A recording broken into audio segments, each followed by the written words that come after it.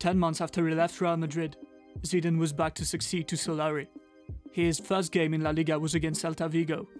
Of course, Real Madrid are out of all competitions, and his role is to prepare for next season, but let's see what the first changes were as a pure matter of interest.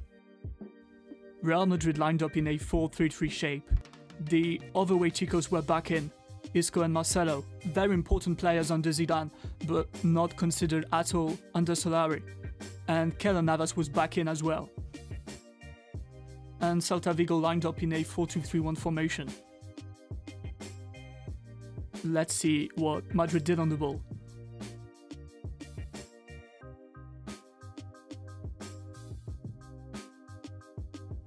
Madrid had 53% possession in the first half. They would build in some sort of 4-2-3-1, but with Kroos deeper than Modric and Isco constantly on the side of the ball. Celta Vigo would not press very high.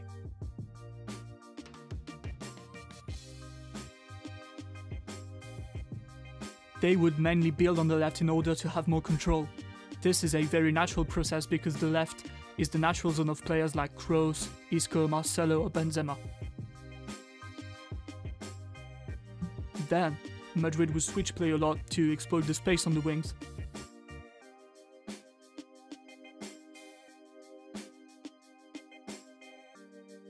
Typical build-up on the left. Benzema would drop like a false 9 to leave Bale and Asensio forward. Then Toni Kroos would switch play to the far side of the pitch.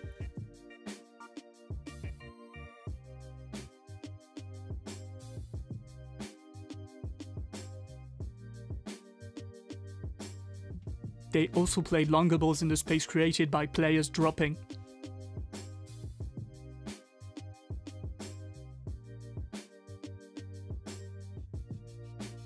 The purpose of exploiting the wings like that was to find crossing positions.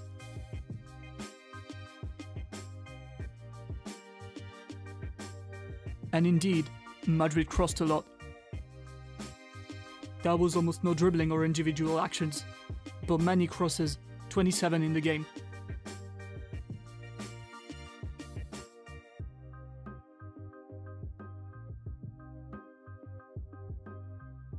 Crossing really is classic Zidane's Madrid. It allows to have 5 men forward and 5 men to cover in order to have a good balance. Madrid crossed 27 times, against 19 on average this season, but it's more complicated to be efficient without Ronaldo, even though Benzema and Bale are good receivers. Here, that's interesting for instance. Madrid dominated but didn't play with a huge intensity. There were some goofy moments at times.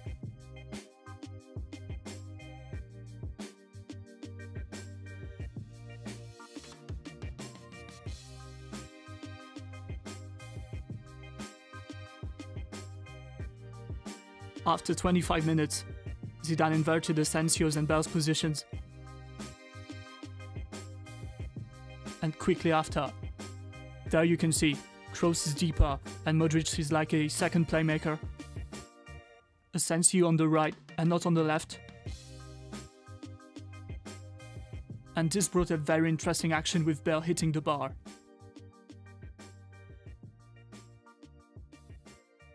Playing through the wings also brought a lot of corner kicks. Madrid had 9 of them in the game. That was a big chance for Ramos.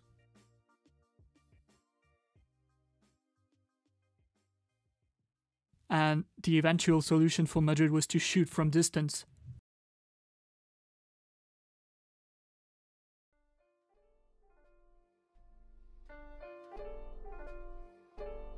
Now, let's see what defensive animation Madrid used. They pressed high in a 4-4-2. Isco was up front with Benzema, and wingers were in midfield. And as we see, the press would get very narrow on the side of the ball. Here again, the same pressing pattern.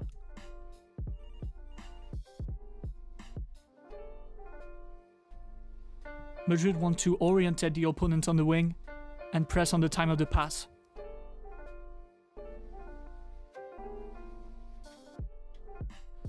But Celta Vigo also had the technical resources to get past pressure, with players like Lobotka for instance, They even had 90% pass success in the first half.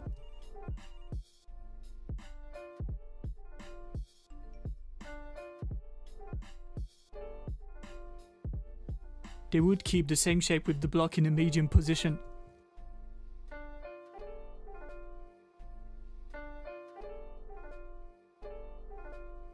Celta were not very dangerous, even though they had a big chance after a set-piece situation.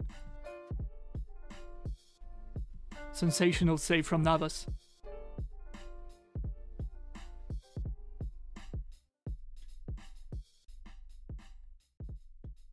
0-0 at halftime. Let's see what happened in the second part of the game. Zidane's men kept playing with the same wing exploitation. And when the width is well covered, you're not losing the ball when the cross is too long.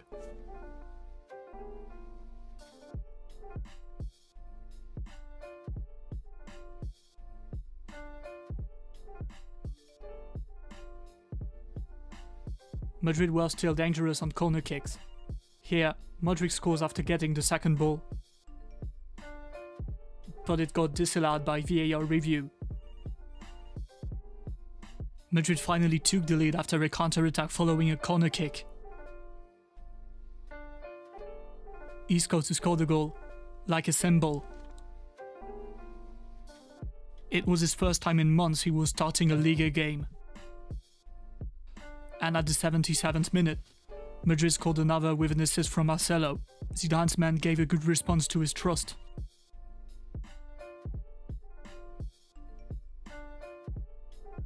This was just one game. Now it will be interesting to see what Zidane wants to do with his team for next season. Alright guys, thanks for watching. I hope you enjoyed the video. Please don't forget you can support the channel on Patreon and follow me on Twitter. See you next time.